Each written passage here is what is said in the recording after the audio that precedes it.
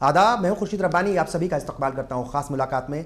और आज हमारे साथ हैं हिंदी साहित्य और उर्दू शायरी के साथ साथ सियासत का बड़ा नाम डॉक्टर कुमार विश्वास। सर, इस्तकबाल है आपका। बहुत बहुत शुक्रिया आपका भी। जैसे मैंने कहा कि बहुत सारे मैदानात हैं जिनसे आप जुड़े हुए हैं, हिंदी साहित्य, कवि सम्मेलन, उर्दू शायरी, लेकिन अब सियासत में भी बड़ा नाम हो गए हैं। बहुत बड़ा काम करना पड़ा होगा, यहाँ तक पहुँचने के लिए बहुत सारी जद्दोजहद करनी पड़ी होगी। और सफ़र जो है आपने शुरुआत की थी राजस्थान से। शुजा खाबर साहब का एक शेर है कि कहाँ से इब्तिदा कीजिए बड़ी मुश्किल है दरवेशो, कहाँ से इब्तिदा कीजिए बड़ी मुश्किल है दरवेशो, कहानी ज़िंदगी की और मजमा रात भर का है। वाह।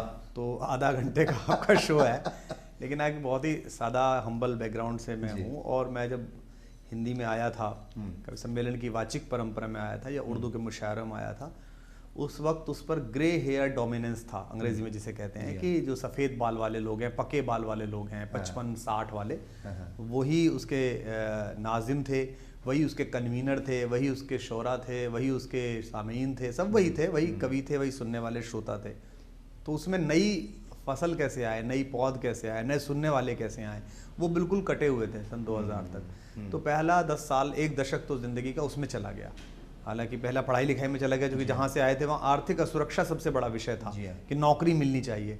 तो राजस्थान की पब्लिक सर्विस कमीशन में मैं 95 में सेलेक्ट हुआ।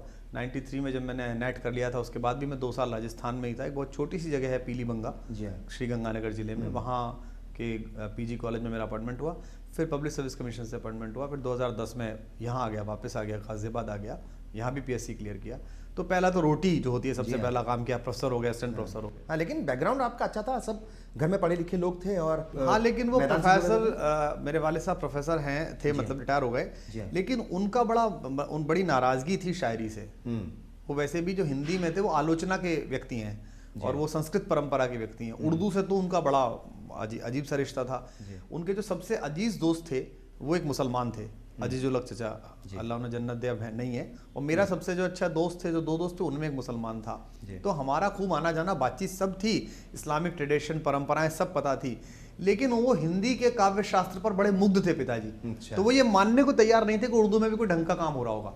अच्छा। तो इसलिए उनको इससे तो बड़ा। और हम उस वक्त में 1980 के दशक में और 90 के दशक में हमारी क्रिएटिविटी ने परवान लेना शुरू किया, जब हिंदू और मुसलमान के बीच एक बड़ी राजनीतिक खाई पैदा करने की कोशिश दोनों जमात के लोग कर रहे थे। बिल्कुल। मतलब 90 के दशक में जब मैं मंचों पर आया था तो मैं देखता था कि हिंदी के कवि सम्मेलन रात भर में मंदिर बना देते थे और उर्दू के जो मुशायरे थे वो जो ढांचे के तोड़ने का बदला ले लेते थे। बिल्कुल। उधर तो वो कहते थे मुसलमानों ने घबराओ खुदा की शान बाकी है, और इधर वो ये कहते थे मुसलमानों समझ लो अभी जो है शिवाजी का रक्त बाकी है। तो ये दोनों बड़ा ऐसे समय में आप ऐसी बात लेके आए जो हिंदू, तो फिर एक दीवाना आता है ना, एक बात करता है दीवाना आकर। हाँ, जो ये बात कहता हूँ कि मैं ये उर्दू बज़्म है और मैं तो हिंदी माँ का जाया हूँ, ज़बान मुल्क की बहनें हैं, मैं ये पैगाम लाया हूँ, मुझे दुगनी मोहब्बत से सुनो उर्दू ज़बान वालों, मैं अपनी माँ का बेटा हूँ, मैं घर मौसी के आया हूँ। तो बड़ा मुश्किल काम था। लेकिन मेरा मानना यह है कि अगर जब आप कोई अच्छा काम सोचते हैं तो ऊपर वाला उसमें मदद करता है। इसमें विरोध सबसे ज़्यादा हुआ, मुझे ऐसा लगता है। लेकिन एक चीज़ है, मैं विरोध के ऊपर ज़रूर आऊँगा। जब कोई आदमी आगे बढ़ता है तो कुछ आइडियल भी उसके होते हैं, कुछ जहन में होता है कि उसको बनना क्या है। लेकिन जो आपके दोस्त थे, एक वक्त ऐसा आया कि आप थोड़ा पीछे रह गए और वो आगे बढ़ गए।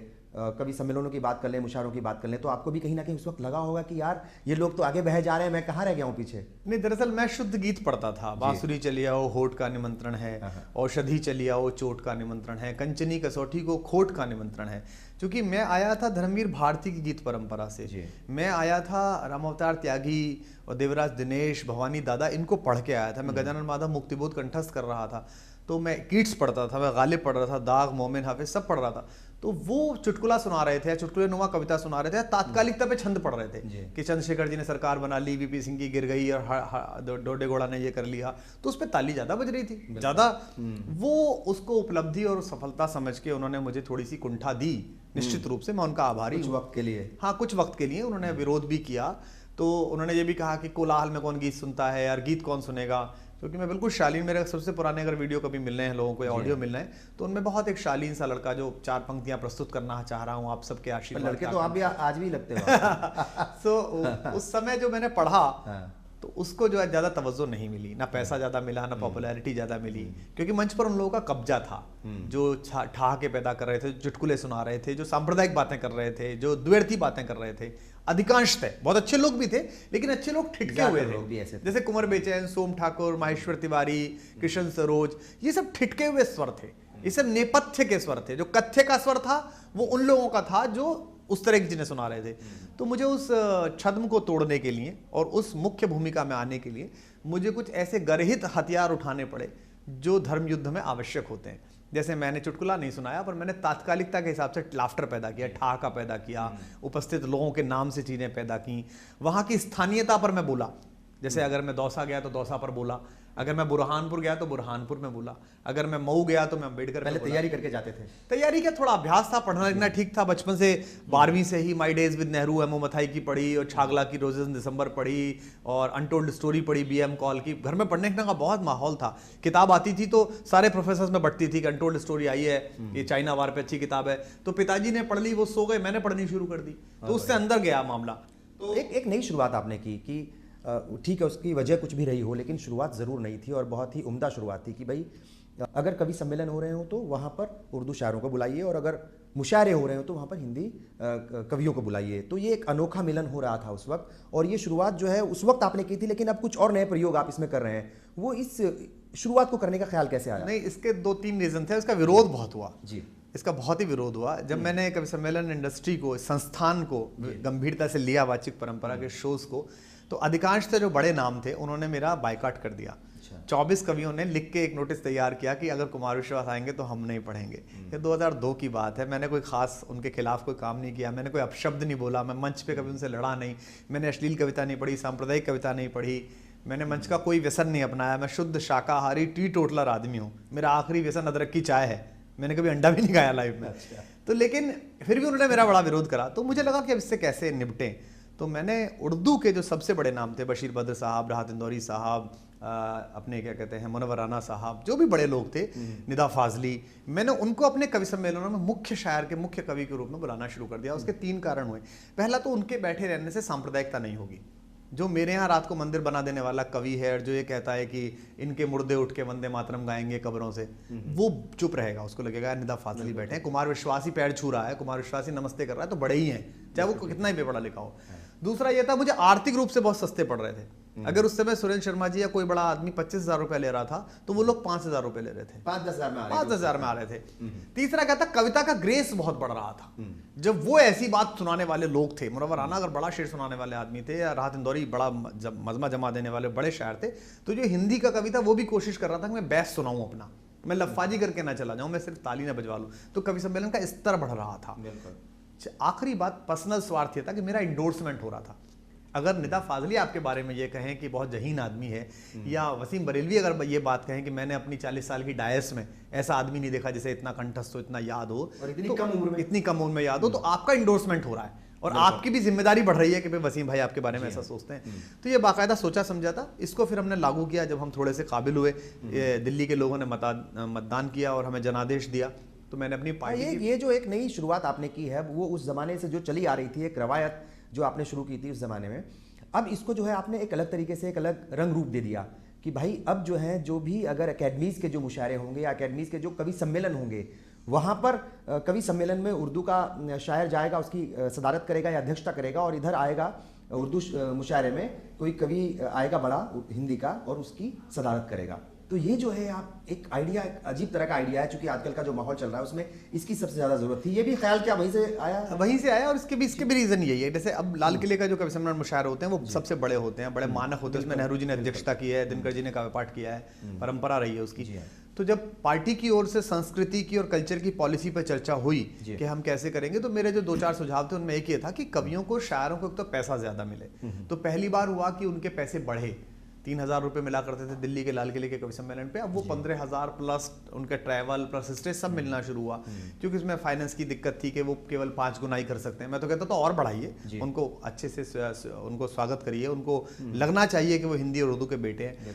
अब अगर डॉक्टर वसीम बरेलवी हिंदी कवि सम्मेलन की अध्यक्षता लाल किले की इस बार कर रहे हैं, जो बड़ा कवि सम्मेलन होता है गणतंत्र दिवस का, तो वो जो कवि आएगा बोलने के लिए, सब अच्छे कवि हैं, वो थोड़ा संकोच करेगा कि मैं कोई ऐसी बात ना बोलूं जो दूसरे तबके के खिलाफ हो, जो सांप्रदायिक विभाजन पैदा करती हो, उसकी भावना को ठेस पहुंचती है। दूसरा, वसीम बरेलवी खुद इतने बड़े शायर हैं कि उनके शेर वो कभी कोट करता रहा है संचालन में, तो वो रात में अपनी बेस्ट कविता पढ़ेगा। और अगर डॉक्टर उदय प्रताप जी, जो समाजवादी पार्टी से राज्यसभा में भी रहे, हिंदी के बड़े कवि हैं, या गोपाल दास नीरज जी या बालकवि बैरागी जी अगर उर्दू के मुशायरे की अध्यक्षता करेंगे, तो वहां जो आदमी बैठकर अगर किसी एक विशेष दल को, जिससे उनकी नाराजगी है उर्दू के शायरों की, उसे गाली देना चाहेगा, उसे कुछ कहना चाहेगा, तो वो थोड़ा सोचेगा कि मैं मजाक भी करूं तो ऐसी ना करूं कि वो इनके विपरीत जाए, इनको बुरा लगे।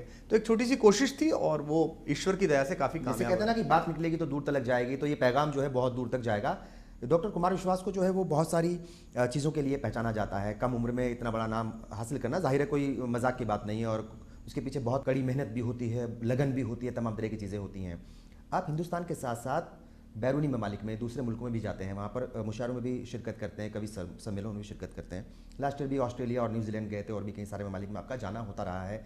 ख़ासतौर से जो है आप वहाँ जब जाते हैं तो कौमी यकजहती और भाईचारगी के ऊपर भी बहुत ज़्यादा बात करते हैं बाहर जा कर के भी। तो ये जो है ये मतलब क्या बचपन से ही आपके जहन में है कि भाई ये मुल्क जो है एक ऐसा है जहाँ पर गंगा जमुनी तहजीब है, इसको और ज़्यादा आगे बढ़ाना है? देखिए, इस देश की एक सबसे बड़ी तासीर, दो बड़ी तासीर। एक तो जो भी इस देश का मनोबल बढ़ा देता है, ये उसे प्रेम करता है। बिल्कुल। जैसे APJ अब्दुल कलाम साहब जब वो स्वर्गीय हुए, तो अमेरिका की मेरी एक प्रशंसिका जो है, बड़ी परिचित है, वॉशिंगटन की, उसका SMS आया, वो स्माइली जो बनती है रोने वाली, आंसू वाली, 2 दिन बाद। तो मैंने उससे पूछा कि क्या हो गया, तो उसने कहा सर 2 दिन से खाना नहीं खाया जा रहा, मन नहीं लग रहा। वॉशिंगटन इतना खूबसूरत जगह है, वहाँ के मतलब जो ऑर्किड्स देखने के लिए पूरी दुनिया जाती है, और वो लड़की अपने पति और बच्चे के साथ रह रही है और उसका मन नहीं लग रहा उसको। वो उसने लिखा कि ऐसा लग रहा है कि घर में कोई दादा चला गया है, बुजुर्ग चला गया। कलाम साहब ने ये कैसे कमाया? उन्होंने मनोबल क्षीण देश का मनोबल खड़ा किया। देश जब मनोबल से बिल्कुल त्रस्त था, तब उन्होंने कहा कि चाहे सैलरी मिले ना मिले, मिसाइल बना के दिखाएंगे। ये अमेरिका क्या दादा बनता है, ये रूस हमको क्या ज्ञान देता है, हम खुद बना देंगे। उन्होंने बना दिया भी, और उसी सादगी में वही कमीज, वही आराम से। जबकि ना वो देखिए हैंडसम लगते थे, ना उनकी हिंदी बहुत अच्छी थी कि वो लोगों से संवाद कर सके, ना वो जगलर थे, ना वो भाषण देते थे हमारे नेताओं की तरह हाथ फेंक के भाइयों बहनों, और ये सब उनका भी ऐसा काम भी नहीं था। उसके बाद भी वो उनसे इतना मोहब्बत हुई। तो ये देश ऐसा है कि अगर आप इसका मनोबल बढ़ा दें तो ये आपको प्रेम करता है। तो मेरा पहला काम ये होता है, चाहे IIT हो और चाहे गूगल हेडक्वार्टर हो, चाहे कैलिफोर्निया भी आ गया है ना, वहाँ बुलाया गया, और बहुत सारी जगह आपको बुलाया गया, या कैलिफोर्निया असेंबली हो या विक्टोरिया पार्लियामेंट भी मैं इस बार गया। मेरा मन होता है कि जो हमारे वहाँ पर अप्रवासी भारतीय हैं, जो हमारे साथी वहाँ भारत के गए हुए हैं, उनका मनोबल बढ़े। उनको ये पता चले कि ये जो मेटलिस्टिक उपलब्धियां इस अमेरिका ने, इस ऑस्ट्रेलिया, न्यूजीलैंड ने प्राप्त कर ली है, इनको देख के बहुत मुग्ध मत हो। ये सिर्फ साधन है, साध्य भारत के पास है। हिंदुस्तान के फकीर के चेहरे पर जो संतोष है, वो अमेरिका के रईस के चेहरे पर नहीं है, क्योंकि हमने जीवन का तल पहचान लिया है। ये उसे बताना बहुत जरूरी है। ये उसे बताना बहुत जरूरी है कि मेरे खानदान के बड़े एक पंडित ने उर्दू में ये शेर कहा है कि जिंदगी क्या है अनासिर में ज़हूर तरतीब चकबस्त, पंडित चकबस्त का, मौत क्या है उन्हीं अज्जा का परेशान होना। ये उसे बताना, क्योंकि वो नहीं पढ़ पाएगा चकबस्त, उसे पता नहीं है, तो आप उसको सजा दीजिए करीने में। ये जैसे शोरूम होता है ना, शोरूम में सब सामान पीछे होता है, तो मैंने जो उपनिषद पढ़ा, मैंने जो गालिब पढ़ा, या मैंने जो वेद पढ़ा, वो पीछे है। मुझे तो आगे एक ही सूत्र उसको बताना, अहम राष्ट्रीय वसुनाम संगनी, ये वाणी कहती है, ऋग्वेद में कहती है। तो उसको पता चलना चाहिए कि ऋग्वेद क्या है, वहां क्या है, कुरान शरीफ में क्या ऐसा बोला जा रहा है जो उसे बड़ा मनुष्य बनाता है। तो अगर ये आप बोलते हैं तो उसका मनोबल बढ़ता है, और वो फिर एक अच्छे भारतीय की तरह, एक अच्छे मनुष्य की तरह। जैसे लोग लिखते कट्टर हिंदू, लोग लिखते कट्टर मुसलमान। तो मैंने एक दिन कहीं कहा था और कोट किया कि अगर आप कट्टर हिंदू या कट्टर मुसलमान हैं, अगर आप हैं, तो आप कट्टर तो हो ही नहीं सकते। अगर वाकई असली, अगर आप वाकई मुसलमान, बिल्कुल सच बात है, अगर आप मुसलसल ईमान मुसलमान हैं, तो आपने कुरान पाक को उस सफ़े से जरूर पलटा होगा जहां हुजूर ने ये फरमाया, लकुम दीनुकुम वलिय दीन, तुम्हारा दिन तुम्हारे साथ, मेरा दिन। तू मेरे लिए रास्ता छोड़ दे, मैं तेरे लिए रास्ता छोड़ता हूं, आओ दोनों चलते हैं। तो फिर मैं कैसे आप पे हमला करूं, आप मुझ पे कैसे हमला करें? अगर मैं हिंदू हूं तो मैं सच्चा हिंदू तब हूं जब हमारे पूरे दर्शन, हमारी सारे विचार को धता बता देने वाला एक व्यक्ति, जिसका नाम है चारवाक, जो ये कहता है कि जब तक जियो मौज में जियो, उधार लो और घी पियो, यावत जीवे सुखम जीवे तृणम कृत्वा घृतम पीवे, उसे भी हम महर्षि कहते हैं। उसको गाली नहीं बकते, उसे ये नहीं कहते कि तू पाकिस्तान चला जा, तो ट्रेन पकड़ ले, तेरे से हम पद्मश्री छीन लेंगे, तेरा मुंह काला कर देंगे, तेरा पोस्टर जला देंगे। नहीं, वो आपके पूरे भारतीय दर्शन के खिलाफ एक फतवा दे रहा है। वो कह रहा है यावत जीवे सुखम जीवे ऋणम कृत्ता घृतम पीवे, कोई नहीं है ऊपर स्वर्ग वर्ग, जब तक जी मौज से जी, उधार ले घी पी, और अगर घी पचा लिया तो फिर किसकी माँ में इतना हिम्मत है दूध पिला के जो तुझसे ले ले। तो कि अगर आप उसे, यानी चीजों को अगर समझ लिया जाए, अपने मजहब को अच्छी तरीके से समझ लिया जाए, तो ये लड़ाई झगड़े सब खत्म हो जाएंगे। खास मुलाकात में आज हमारे साथ हैं डॉक्टर कुमार विश्वास। हिंदी साहित्य और सियासत का जाना पहचाना नाम है, बहुत सारा काम ये कर रहे हैं, बहुत सारे सवाल और होंगे इनसे। वक्त हो गया एक ब्रेक का। ब्रेक के बाद एक बार फिर आप सभी का इस्तकबाल है। आप देख रहे हैं खास मुलाकात और आज हमारे साथ हैं डॉक्टर कुमार विश्वास। ये आपने अभी जिक्र किया कि ये अवार्ड लौटाने का, ये सब बातें होने का, ये भी पिछले दिनों हमने बड़ा शोर सुना। क्या लगा, ये मतलब सच्चाई थी या फिर ऐसे ही एक माहौल बनाने की कोशिश की गई? लोग कह रहे हैं कि बिहार के बाद सब लोग खामोश हो गए। नहीं, बिहार के बाद भी कुछ लोगों ने दिए। देखिए, जिन्होंने अवार्ड लौटाए हैं, मैं उनकी आवाज के साथ हूँ। ये जो 10-20-30 लोग हैं, 10-20 इधर हैं, 10-20 उधर हैं, बिल्कुल ठीक है। इन 10-20 वाचिक उपद्रवियों से भारत परिभाषित नहीं होता। बिल्कुल ठीक। 1000 साल के हिंदुस्तान में, मैं आपके दर्शकों को याद दिलाऊं, 1000 वर्ष के हिंदुस्तान में केवल एक आदमी है जिसने 50 वर्ष से ज्यादा इस देश पर राज्य किया। बाकी सब 15 साल, 20 साल, 7 साल, 30। इसका नाम है जलालुद्दीन अकबर। उसका रीजन क्या है? कोई उससे आके पारसी कहता सब नवरोज हो रहे हैं बादशाह सलामत, आपको नवरोज की रैली में चलना है। हाँ चलो, क्या है भाई, चलना है अपना। उन्होंने झाला लटका, ये नवरोज में चले गए बादशाह सलामत। किसी ने कहा साहब यहाँ झरोके पे बैठना पड़ेगा यमुना के ऊपर, सुबह सुबह पंडित लोग नहा के दर्शन करते हैं। वो कहते हैं दिल्लीश्वर हुआ जगदीश्वर हुआ, या तो जगदीश्वर है दिल्लीश्वर है, झरोका दर्शन। पहली बार उसने चला, उसने कहा हाँ बैठ जाता हूँ। उनकी पत्नी हिंदू थी, राजस्थान से आई थी। उन्होंने कहा मैं सीकरी में मैं तो कान्हा का मंदिर बनाऊंगी। हाँ हाँ भाई बनाओ, मंदिर बनाओ। जन्माष्टमी बनेगी, उसका झूला राजा साहब झुलाएंगे। उन्होंने कहा हाँ, उनका इस्लाम खतरे में नहीं आया, उनको प्रॉब्लम नहीं हुई। जैनीज गए तो उन्होंने कहा भाई इस दौरान जो है आप मीट के ऊपर पाबंदी लगाइए, तो लगाई गई थी उस जमाने में। लगा दी उन्होंने। भाई देखिए, आज जो है राष्ट्रगान गाने में उनका खतरे में आ गया इस्लाम, वो उसको मार रहे हैं, पीट रहे हैं जाहिल लोग। उन्होंने क्या, उसका नहीं आया, उसने कहा ठीक है। और वो आदमी 52 साल रहा। उससे पहले तलवारें उठी, तलवार से जीतना चाहा। राजपूताने को भी, हिंदुस्तान ने अपने घुटने नहीं टेके।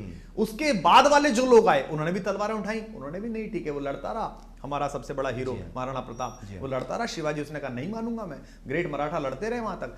तो जब आप इस देश को जीतें तो आप मोहब्बत से और दिल से, ये ना हो कि आपने ऐलान कर दिया कि इस सितंबर को सारे बच्चे मेरा भाषण सुनेंगे जरूर और उनकी हाजिरी लगेगी। तो मैंने कता कहा कि नया निजाम नई बंदिशें, ऐलान नया, नया निजाम नई बंदिशें, ऐलान नया। हम फकत लश्करे शाही के ही माफिक सोचें, और साहिबे वक्त ने यह हुक्म किया है जारी, अपनी नस्लों से कहो मेरे मुताबिक सोचें। वाह वाह, ऐसा कैसे हो जाएगा? मेरी बेटी डीपीएस में पढ़ती है, वो अन्ना हजारे के अनशन पर रोने लगी थी। वो एपीजे अब्दुल कलाम के एक्सपायर होने पे भी रोने लगी। उसको बाकी लोग, आप उसमें प्रेम पैदा कीजिए, श्रद्धा पैदा कीजिए नेता के रूप में।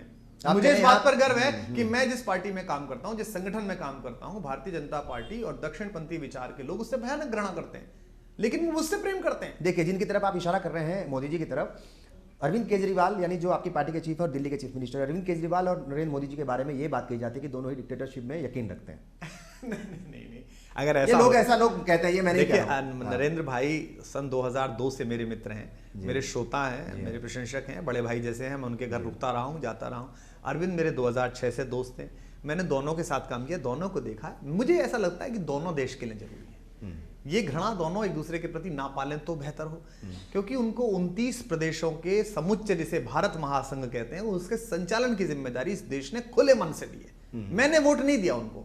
मैं आया था गाजियाबाद वोट डालने, मैंने अपनी पार्टी की कैंडिडेट को वोट दिया था, उनको नहीं दिया था, वीके सिंह को नहीं दिया मैंने।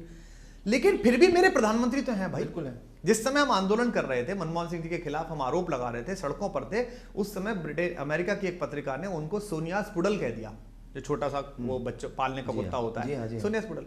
हमने सबसे पहले स्टेटमेंट दिया, हमने कहा इस अमेरिका की क्या औकात है, वाशिंगटन पोस्ट क्या बताएगा, ये पहले खुद को देखेगा इजराइल का पुडल है, ये उसके पैरों में पड़ा हुआ है इजराइल के।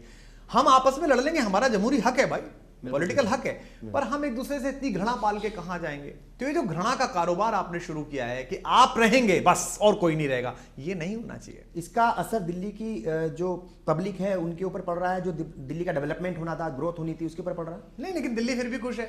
जैसे क्या है कि आपने झाड़ू उठाई स्वच्छता अभियान के लिए, आप क्या स्वच्छ कर रहे थे? भाजपा का रैली नहीं, आप मेरा भारत स्वच्छ कर रहे थे। तो जैसे ही आपने झाड़ू उठाई, हमने भी तुरंत उठाई।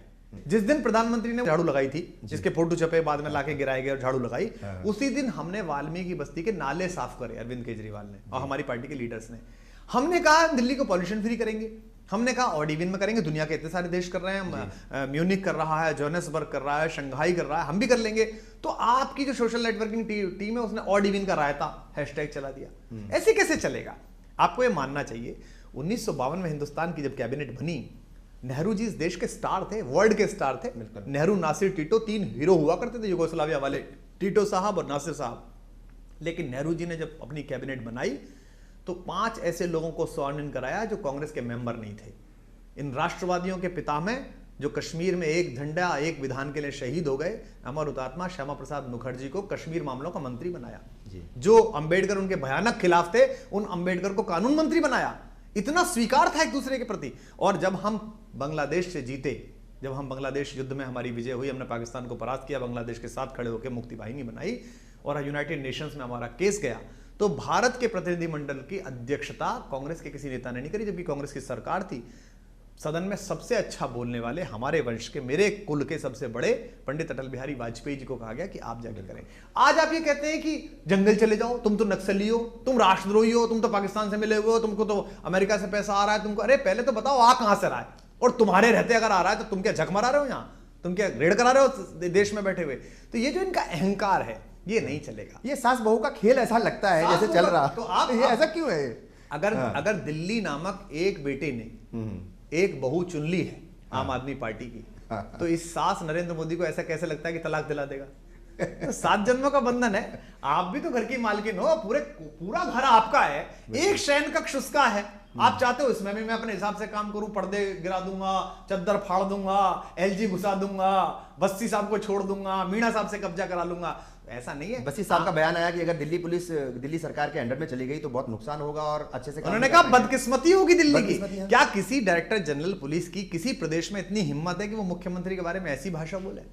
किसी की हिम्मत है? नहीं है। शह मिल रही है, कहीं से शह मिल रही है, उनको अपॉइंटमेंट मिलेगा साहब। बस्ती साहब को मैं शुभकामना दे भी चुका हूं और शुभकामना है, वो जैसे ही यहां से सेवानिवृत्त होंगे उनको पुरस्कार मिलेगा। अमित शाह जी, नरेंद्र मोदी जी इन कामों में बहुत आदरणीय है। अच्छा, दोनों के बारे में एक और बहुत सारी कॉमन चीजें हैं, नरेंद्र मोदी जी के बारे में और अरविंद केजरीवाल साहब के बारे में। जब तक ये नरेंद्र मोदी साहब प्राइम मिनिस्टर नहीं बने थे और जब तक अरविंद केजरीवाल साहब चीफ मिनिस्टर नहीं बने थे, उससे पहले कुछ इस तरह की बातें हुई थी, इस तरह के बयान थे जो आकर के शायद अब इनको महसूस हो रहा होगा। दिल्ली की कानून व्यवस्था की बात हम अगर कर लें, काला धन वापस लाने की बात हुई, अलग अलग तरह पर अलग अलग बातें हुई हैं। लेकिन आपको लगता है कि जब आदमी के ऊपर जिम्मेदारी आती है, जब वो सत्ता का हिस्सा बनता है, हुकूमत का हिस्सा बनता है या उसके ऊपर जिम्मेदारी होती है, तो चीजें कुछ और हो जाती हैं। वैसी अब हो रही है। 2 बातें हैं। एक तो है तात्कालिक समस्या, उसका निवारण। एक होती है आपकी पॉलिसी। जैसे अरविंद केजरीवाल की पॉलिसी क्या है, आम आदमी पार्टी क्या बोले, भ्रष्टाचार मुक्त भारत और समरसता कि जो एलीट है, वीवीआईपी है, सत्ता वाले, वो अलग ना दिखे, आम आदमी रहे। क्या इसमें कोई समझौता हुआ? नहीं हुआ। कोई पुलिस नहीं, तनख्वाह तो बढ़ा दी गई, लेकिन नहीं, तनख्वाह कितनी बढ़ी? हालांकि 16,000 से 50,000 हुई, 16,000 से 50,000 हुई।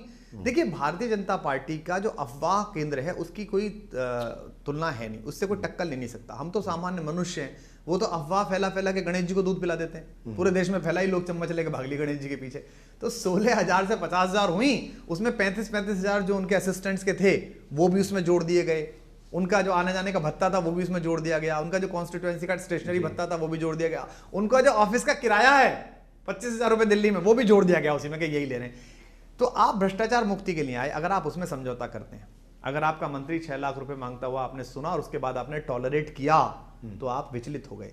नरेंद्र मोदी जी जिन 3-4 मुद्दों पर आए थे वो उनकी वैचारिक मुद्दा थी। जी, श्यामा प्रसाद मुखर्जी का बलिदान हुआ था, एक ध्वज एक निशान एक विधान। उनका मानना था कि जब JNK के लिए इसी पर बलिदान हुआ, और ये आपने शाखाओं में सुबह शाम गाया। कैसा लगा होगा उस राष्ट्रवादी प्रधानमंत्री को शपथ ग्रहण में जाके, जहां 2 झंडे लगे हुए थे और उसके बीच में वो बैठे हुए थे। तो आपने पूरे विचार की रेड़ मार दी। मुझे आपके दर्शक बताएं, क्या उन्होंने अपनी याद में इंडियन टेलीविजन में, न्यूज में इतने पाकिस्तानी झंडे कश्मीर में लहराते हुए, इतने ISI और पाकिस्तान जिंदाबाद के नारे पहले कभी सुने? नहीं सुने। ये वही अजहर मसूद है जिसे इन्हीं राष्ट्रवादियों की सरकार पिछली बार जहाज में बैठ के छोड़ के आई थी। ये वही अजहर मसूद है जो आज पठानकोट में आपकी तबाही मचा रहा है। इस अजहर मसूद को जब भारतीय सेनाओं ने पकड़ा था, भारतीय सेनाओं ने 2 दिन जश्न मनाया था। उस प्लाटून ने जिसने पकड़ा था 2 दिन स्पेशल खाना बना था कि इतना बड़ा आतंकवादी पकड़ा है, आप छोड़ के चले।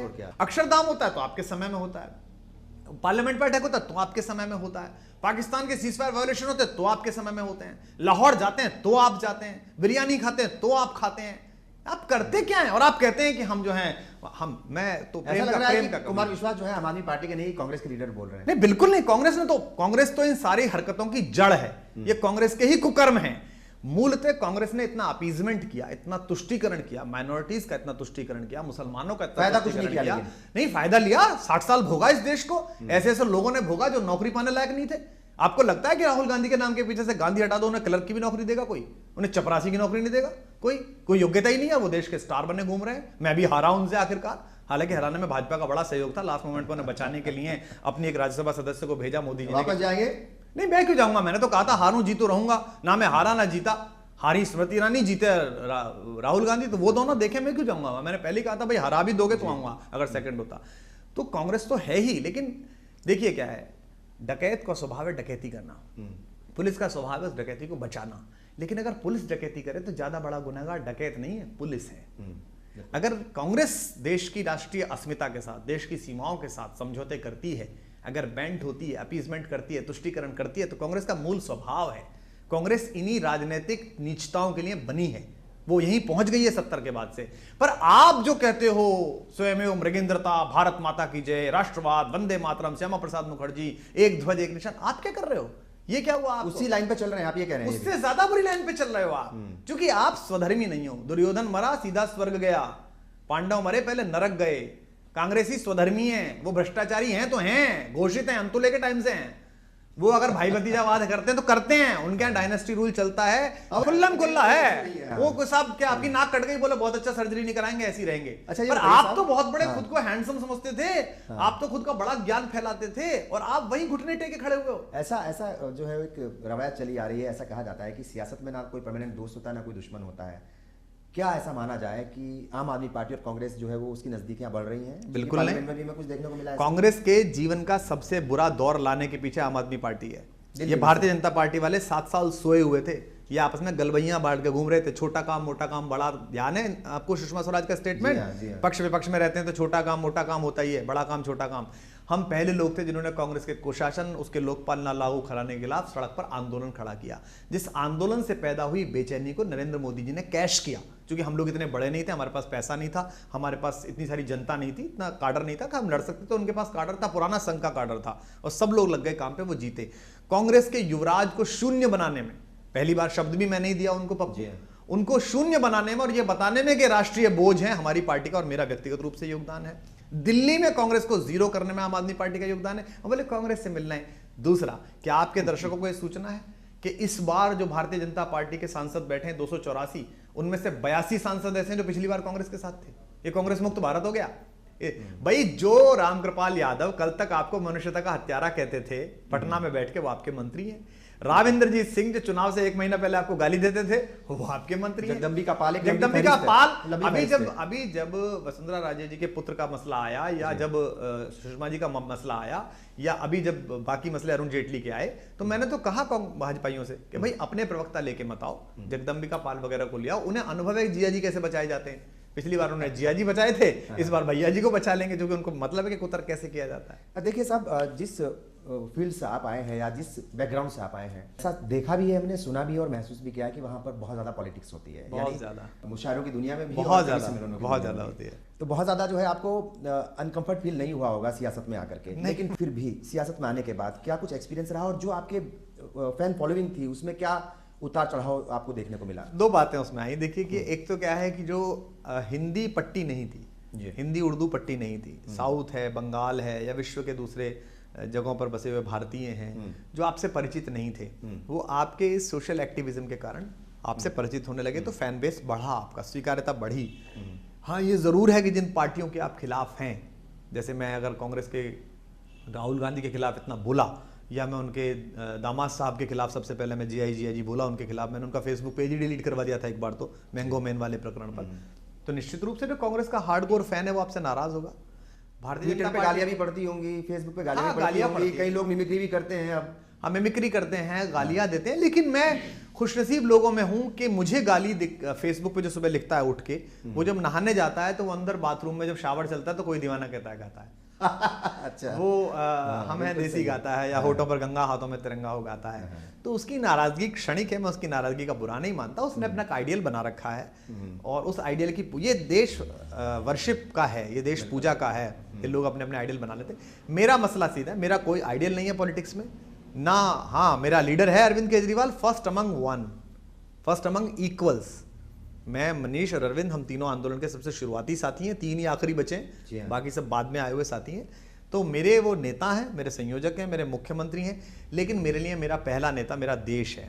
मैं नेशनलिस्ट आदमी हूं, ये आउटडेटेड कंसेप्ट हो सकती है नेशनलिज्म, पर मेरे अंदर है, मेरे लिए देश पहले है। उसकी जो भी बात होती है मैं पार्टी फोरम के अंदर, चूंकि मर्यादा है, बाहर नहीं कह सकता, अंदर कहता हूं। कश्मीर 2015 में जो है, मैंने सबसे पहले बात कही थी कि प्रशांत भूषण जी, मैं आपसे 200% डिसएग्री करता हूं, और अगर आप इस स्टेटमेंट को वापस नहीं लेते हैं या पार्टी इसको इंडोर्स करेगी तो मैं नहीं, और तुरंत अच्छा, वो पार्टी दोनों लोग जिनका आपने नाम लिया है, हालांकि योगेंद्र यादव का आपने नाम नहीं लिया, लेकिन प्रशांत जी और ये काफ़ी सारे ऐसे लोग थे जो मजबूत थे, लीडरशिप थी आपकी, या फिर जो है वो कहा जाए पार्टी के लिए अच्छे लोग थे, चले गए। क्या लगा आपको, नुकसान जो है वो किसका है, उनका है, पार्टी का है, या फिर आपको लगता है कि भविष्य में आने वाले वक्त में कभी ऐसा होगा कि मिलेंगे सब? देखिए, भविष्य में तो हो सकता है ऐसा हो, नुकसान दोनों का है, और निश्चित रूप से संगठन का ज्यादा है, उनका कम है। वो तो इंडिविजुअल है, उनका क्या नुकसान फायदा है, थोड़ी बिजीनेस कम हो गई, कहीं और हो गई, संगठन का नुकसान है। अगर आपके पास प्रशांत भूषण जैसा बड़ा वकील नहीं है, होनी चाहिए होनी, मैंने तो तब पूरी भरपूर कोशिश की, और मैं तो अब भी तैयार हूं कोशिश करने के लिए। लेकिन मैं फिर भी कहता हूं, हर खानदान का, हर घर का, हर इंस्टीट्यूशन का, आपके चैनल का एक न्यूनतम कायदा है जी, वो फॉलो करना पड़ेगा। बिल्कुल ठीक। आपने अभी मेरे से बातचीत शुरू करी तो आपके कैमरे की पोजीशन सेट कर दी ना आपके प्रोड्यूसर ने। अब मैं चाहूं कि मैं इन्हें बदलवा लूं कि नहीं ऊपर से शूट करो, तो आप कहेंगे साहब आप रहने दीजिए, हम तो ऐसे ही करेंगे। और मैं कहूं नहीं मैं ऐसे ही करूंगा, तो आप कहेंगे फिर आपका इंटरव्यू नहीं लेना, किसी और का ले लेंगे। तो हर संगठन का एक न्यूनतम कायदा होता है। अरविंद केजरीवाल विष्णु के अवतार नहीं है कि उनमें 64 की 64 कलाएं हों। वो सामान्य मनुष्य हैं, उनमें कुछ बेहतरीन इच्छाइयां हैं और कुछ खामियां भी हैं। उन्हीं खामियों के साथ आपको अपना संयोजक स्वीकार करना पड़ेगा। अगर नहीं है तो चुनाव होता है 3 साल में, अभी होने वाला है दोबारा, आप लड़िए चुनाव, आप अपदस्थ कर दीजिए, खुद बन जाइए। मेरा छोटा सा ये कहना है। बिल्कुल। खास मुलाकात में आज हमारे साथ हैं डॉक्टर कुमार विश्वास। हिंदी साहित्य और सियासत का जाना पहचाना नाम है, बहुत सारा काम ये कर रहे हैं, बहुत सारे सवाल और होंगे इनसे। वक्त हो गया एक ब्रेक का। ब्रेक के बाद एक बार फिर आप सभी का इस्तकबाल है। आप देख रहे हैं खास मुलाकात और आज हमारे साथ हैं डॉक्टर कुमार विश्वास। अगर हम 2015 की बात करें तो जो है वो मुल्क ने भी सियासत का उतार चढ़ाव देखा और आपने भी, और ख़ुद आपके ऊपर भी कई सारे जो है वो हमले किए गए, निजी तौर पर हमले किए गए, बदनाम करने की कोशिश की गई। ऐसे वक्त पर पार्टी और पारिवारिक लोग और दोस्त, उनका क्या रवैया था, कितनी मजबूती के साथ आपके साथ खड़े थे, या पता चला ऐसे मौके पर कि कौन अपना है कौन? हाँ, पता चलता है। देखिए क्या है, जैसे मेरे लिए सबसे जो खराब वक्त था और खराब दौर था वो चुनाव हारना नहीं था जी। मेरा ये था कि उन्होंने एक दुरुपयोग ये किया, वो नीचता की जो सबसे बड़ी सीढ़ी होती है, हमारे विरोधियों ने जो किया, उन्होंने ये किया कि एक लड़की के साथ फोटो खिंचाया, किसी का जिक्र नहीं कर रहे हैं, ऐसी बात नहीं, फोटो खिंचाया, उसने कहा साहब ये फोटो पे स्पष्टीकरण दो, और उन्होंने उसकी खूब, जो उनके मीडिया चैनल्स थे उन्होंने बदतमीजियां की। बाद में वो खुद ही हाईकोर्ट में कहने लगे साहब इसमें तथ्य नहीं मिला, हमने गलती से आरोप लगा दिया। महिला आयोग ने मान लिया, वो महिला चली भी गई जिन महिला ने वो प्रकरण शुरू कराया था। लेकिन इससे एक नुकसान भाजपा का हो गया, इससे एक नुकसान मेरे शत्रुओं का हो गया, जो वर्चुअल वर्ल्ड के हैं चाहे, इससे मेरी जो थोड़ी बहुत भी हिचक थी वो खुल गई। अब वो मेरा कुछ बिगाड़ नहीं सकते, मेरा कुछ नुकसान कर नहीं सकते, क्योंकि मेरे जीवन में जितना प्रकार का नुकसान वो कर सकते थे वो सब उन्होंने कर लिया। नौकरी में छोड़ चुका, कवि सम्मेलन मुशायरों में भी जो होना था मेरा हो चुका, लोकप्रियता को लेकर मैं ज़्यादा चिंतित हूँ नहीं। मुझे पता है कि अमरता का पैमाना आज तय होना नहीं है, ये 200 साल बाद तय होना है। कभी 300-400 साल बाद इस विश्व में समरसता आई, एक जैसे लोग आए, तो गालिब के दौर में पैदा होने वाला नज़ीर गालिब से बड़ा शायर कहलाएगा। अभी तो हिंदुस्तान और पूरी दुनिया जुल्फ में, इश्क में, ख्यालात में, उलझन में, फ़िलॉसफी और साइकोलॉजी में उलझी हुई है। लेकिन तब पता चलेगा कि एक ऐसा शायर भी था जो मजलूम ककड़ी बेचने वाले तक पर भी नज़्म कहता था, आओ दिल वालो खाओ दिल वालो नरम ककड़ियाँ बेचूं, लैला की उंगलियां बेचूं, मजनू की पसलियां बेचूं। या जो ये सिद्धांत भी गाता था कि सब ठाट पड़ा रह जाएगा जब लाज चलेगा बंजारा। या जो मुसलमान होता हुआ कृष्ण के बचपन की बात सुनाता था, कैसा तक बांसुरी के बजैया का लड़कपन, आओ सुनाए तुमको कन्हैया का लड़कपन, वो उनसे बड़ा शायर कहलाएगा। तो मेरा आकलन होगा 200 साल बाद, तो मैं रहूंगा नहीं।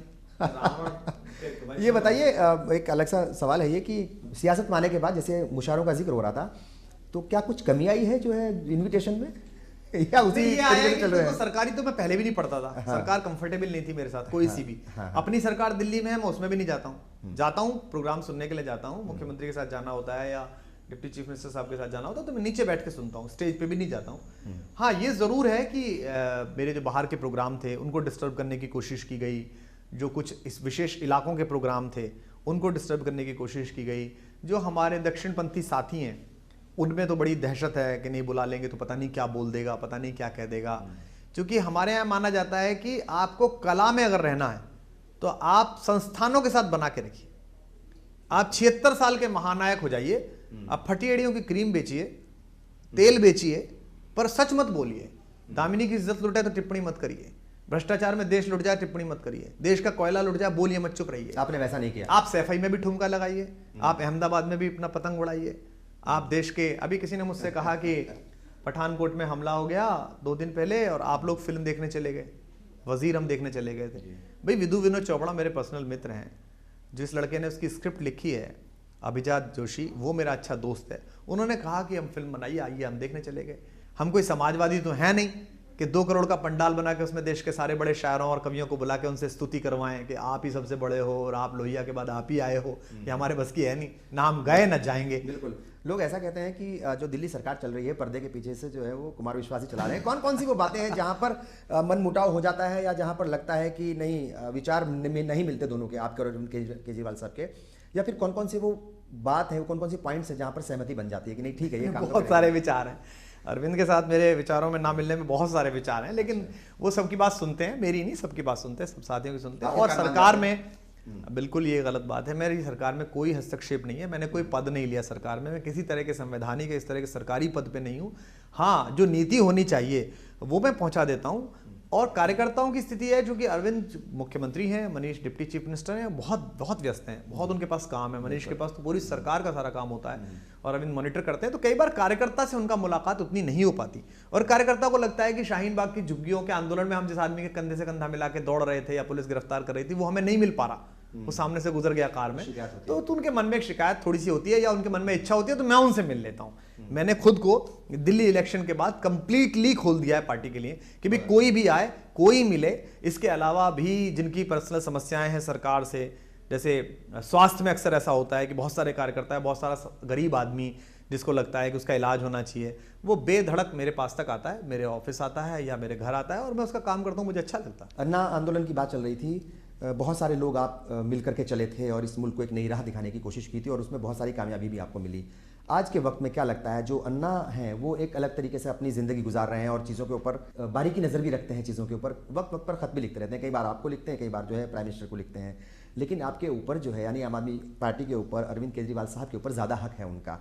तो क्या आज भी उनकी बातों के ऊपर उसी तरीके से गौर व फिक्र किया जाता है या फिर जो है उनके खत आते हैं, ठीक है भाई देख लिया प्रधानमंत्री जी ने, उनकी पार्टी ने अन्ना के पास 2 लोग भेजे थे, 2 लोग एक तरीके से प्लेस किए थे, एक श्री वीके सिंह जी और एक किरण बेदी जी, जिन्होंने इस आंदोलन को तोड़वाने में अहम भूमिका निभाई। इस टीम को ख़त्म कराने में जो कोर कमेटी हुआ करती थी, उन्होंने पूरी जी जान लगाई। दोनों को उसका पुरस्कार देने की मोदी जी ने कोशिश की। मोदी जी अच्छे आदमी हैं। वीके सिंह जी जो कहते रहे मैं सामाजिक कार्यकर्ता हूँ और मेरा कोई मसला नहीं है, वो चुनाव से 40 दिन पहले भाजपा में आए और आज मंत्री बने हुए हैं। किरण बेदी जी ने एक असफल प्रयास किया कि वो दिल्ली की चीफ मिनिस्टर बन जाएं, बनी गई थी, वो तो कहती थी मैं सदन में बहस करूंगी। हम लोगों ने थोड़ा जनता को समझाया, जनता को समझ में आ गई। फिर उसके बाद आज तक मोदी जी ने अन्ना के किसी पत्र का जवाब नहीं दिया। हमारा आज भी स्थिति है कि जब हमने लोकपाल बनाया और उस लोकपाल पर कुछ सवाल उठे तो हमने एक्रीडेशन पहला अन्ना हजारे से लिया। हमारे लिए कोई महत्वपूर्ण नहीं था, वो कस्टोडियन थे लोकपाल के। मैं गया उनके पास, मैंने अन्ना को ड्राफ्ट दिखाया, चर्चा की। अन्ना ने कहा इसमें 3 चीज़ों की कमी है, ये आप ज़रूर डाल लीजिए। हमने वो तीनों चीज़ें, खुद Manish Sisodia deputy chief minister ने वो प्रस्ताव रखे, विधेयक रखे, पास हुए और नया लोकपाल पास करके सेंटर को भेज दिया। अब हमारी हाथ जोड़कर सेंटर से और मोदी जी से विनती है कि आप अपनी सरकार में भ्रष्टाचार नहीं रोकना चाहते, कोई दिक्कत नहीं। आपने अन्ना हजारे का एक कमजोर लोकपाल बना के उसे आज तक लागू नहीं कराया, आज तक जो लोकपाल की नियुक्ति नहीं कराई, कोई दिक्कत नहीं। आप हमारा वाला मोहर लगा के भेज दीजिए, चूंकि आपकी मोहर चाहिए। हम 1 महीने के अंदर अंदर नियुक्तियां कर लेंगे, हमें तो करने दीजिए सफाई। एसीबी पे आप कब्जा करा लेते हो, सब पे तो अब लोकपाल ही दे दीजिए। अब देश देखेगा कि वो सचमुच में चाहते हैं भ्रष्टाचार में बैठवाना या नहीं चाहते हैं। जैसे आपने कहा कि 200 साल के बाद देखा जाएगा कि लोग क्या कहेंगे, उस वक्त आप नहीं होंगे। लेकिन कुमार विश्वास के जहन में क्या चल रहा है? चूंकि अगर हम साहित्य की बात करें, मुशायरे की बात करें, शायरी की बात करें, कवि सम्मेलनों की बात करें, कवि के तौर पर आपका बड़ा नाम है, साहित्यकार के तौर पर बड़ा नाम है, लोग जानते हैं और अब तो सियासतदान के तौर पर भी जान चुके हैं। सियासत में किस मुकाम तक पहुंचना चाहते हैं? कुछ जहन में कुछ बनाया है, कुछ प्लानिंग की?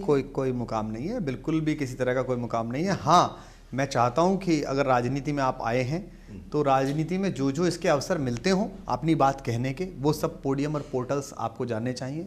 मुझे पार्टी ने कहा कि आप अमेठी चले जाइए, मैं अमेठी चला गया। मुझे पार्टी ने कहा आप दिल्ली में प्रचार करिए, मैं दिल्ली में प्रचार कर रहा हूँ। मुझे पार्टी कहेगी आप उत्तरांचल जाइए चुनाव के लिए, आप पंजाब जाइए, मैं वहाँ चला जाऊँगा। मुझसे पार्टी कहेगी कि इस जगह पर बैठ जाइए, इस पद पर, मैं उस पद पर बैठ जाऊँगा। तो मुझे लगता है पंजाब जा रहे हैं आप? पंजाब तो सारी पार्टी जा रही है, अरविंद भी जा रहे हैं, मैं भी निश्चित रूप से जाऊंगा। और भी प्रदेशों में, अभी उत्तरांचल गया था मैं, उत्तराखंड में बड़ा ज़बरदस्त क्रेज़ है लोगों के मन में, बहुत उत्तरांचल में अद्भुत क्रांति का माहौल है। वहाँ भी मैंने 2 कार्यकर्ता सम्मेलन किए और सारी लोकसभा सीटों पर मैं अब सम्मेलन में 5 करूँगा, फिर जाके जिलों पर करूँगा। तो मुझे लगता है कि यानी दायरा बढ़ा रहे हैं आम आदमी पार्टी का। हाँ, मुझे लगता है कि पूरा फोकस दिल्ली के ऊपर था कि भाई पहले हुकूमत जो है वो दिल्ली के ऊपर अच्छे से कर लें। दिल्ली चल रही है, लेकिन पंजाब में लोग अच्छे हैं, अपने आप लड़ रहे हैं। भगवंत मान है, तमाम लोग हैं वहाँ हमारे, फुल्का साहब हैं, छोटेपुर साहब हैं, सुखपाल खेड़ा नए आए हैं, सब लोग वहाँ हैं, वहाँ काम कर रहे हैं। तो मुझे लगता है कि मैंने पिछले 5 साल में आंदोलन में और राजनीति में रहते हुए, मैं बहुत बोलने वाला आदमी हूँ, वाचिक परंपरा का आदमी हूँ, रात भर बोलने का अभ्यास था। लेकिन मैंने कोशिश की कि एक भी वाक्य ऐसा नहीं बोला कि कोई विवाद मेरे कही हुई बात पर हो। मेरे खिलाफ अगर कुछ हुआ तो वो 2002, 2003, 1997 के मुशायरे कवि सम्मेलन की 40 सेकंड की क्लिप पर हुआ। जी हाँ। कि कोई चुटकुला काट दिया गया, रेफरेंस से अलग, और देखो कुमार विश्वास क्या कह रहा है। लेकिन मैंने बीच में ऐसा कोई काम नहीं किया ताकि मेरी पार्टी को, मेरे संगठन को, जो आंदोलन चल रहा था उसको, अन्ना हजारे को, किसी को ये कहना पड़े कि अरे क्या कह दिया। तो मेरी अब भी कोशिश रहती है, मैं मूल रूप से कवि हूँ, साहित्यकार हूँ, मेरा मन तो यही है कि कविता ही लिखूँ, कुछ और अच्छी कविताएं लिख जाऊँ, कुछ अच्छे गीत लिख जाऊँ। फिल्में की 2 फिल्में मैं कोशिश कर रहा हूँ कि बनाऊँ मेरी कहानियों पर, कुछ साथी मेरे साथ काम कर रहे हैं, गाने लिखने की कोशिश कर रहा हूँ। आजकल शो म्यूजिकल कर दिए हैं, जो मेरा सोलो शो होता है कवि सम्मेलन, जो काव्य पाठ होता है, उसको म्यूजिक के साथ कर दिया है। उसमें एक जफ़र साहब हैं, उनके साथ मिलके मैं म्यूजिक के साथ आजकल परफॉर्म करता हूँ। थोड़ा ईज़ रहता है, लोग ज़्यादा जुड़ते हैं, लड़के ज़्यादा जुड़ते हैं, नाचना उनका हो जाता है, खुश हो जाते हैं। तो नए नए प्रयोग कर रहा हूँ, उसी के तौर पे मैं याद रखा जाना चाहता हूँ और वही काम करना चाहता हूँ। लेकिन अगर युग धर्म में राजनीति आ गई है तो करनी पड़ेगी। सर, हमसे बात की बहुत बहुत शुक्रिया और बहुत सारी दुआएं आपकी, आपको भी मुस्तकबिल के लिए, और आगे आप बढ़ेंगे। और आखिर में अगर कुछ नाजरीन को, हमारे दर्शकों को कुछ, मैं बस आपसे यही कहना चाहता हूँ कि जिंदा लोहे को भी हथियार बनाने वाले, अपने आंसू को भी अंगार बनाने वाले, हमको बेकार समझते हैं सियासतदां मगर आपको और हमको बेकार समझते हैं सियासतदां मगर हम हैं इस मुल्क की सरकार बनाने वाले। इस देश में आपका हिस्सा है, उसे जुड़ के रहिए और तफरका रखिए, मतभेद रखिए, मनभेद मत रखिए। सर, एक बार फिर बहुत बहुत शुक्रिया। डॉक्टर कुमार विश्वास दिल की बात दिल से करते हैं, दिमाग का इस्तेमाल जो है कहीं और करते हैं, यही इनकी सबसे बड़ी खूबी है। बहुत बहुत शुक्रिया, आदाब।